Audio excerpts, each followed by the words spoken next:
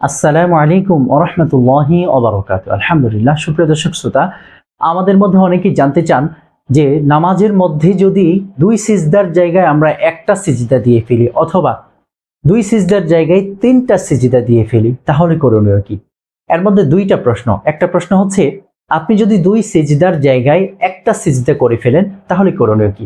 তাহলে করণীয় হচ্ছে আপনি যেই রাকাতে সিজদাটা মিস করেছেন, যেই রাকাতের সিজদাটা আপনার থেকে ছুটে গিয়েছে, যদি আপনি তার পরের রাকাতে টের পান অথবা মুসল্লিরা স্মরণ করিয়ে দেয় যে আপনি একটা সিজদা আদায় করেননি, তাহলে তার পরের রাকাতে আপনি অতিরিক্ত একটা সিজদা আদায় করে নেবেন। অর্থাৎ দুই সিজদা দেওয়ার পরে আর একটা সিজদা দিবেন। এটা হচ্ছে আগের রাকাতের সিজদাটা আপনি এই রাকাতে দিয়ে দিলেন এবং শেষের রাকাতে আপনি ডান দিকে আসসালামু আলাইকুম বলে সালাম ফিরিয়ে তারপরে সিজদায়ে সাহু দেবেন, কেননা আপনার উপরে সিজদায়ে সাহু ওয়াজিব হয়ে গেছে।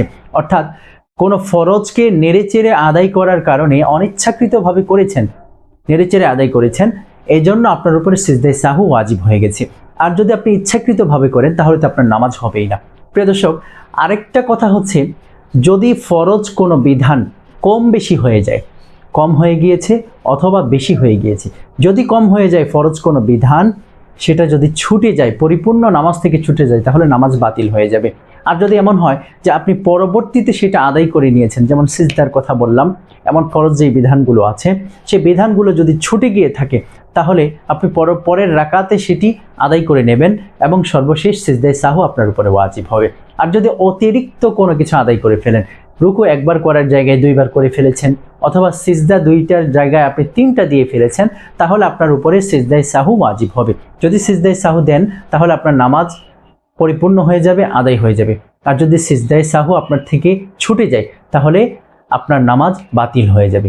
প্রিয় দর্শক, এই মাসআলাগুলো আপনি খুব মনোযোগ সহকারে শুনবেন। যদি আপনি মাসআলা না বুঝে থাকেন তাহলে কমেন্টের মধ্যে জানাবেন।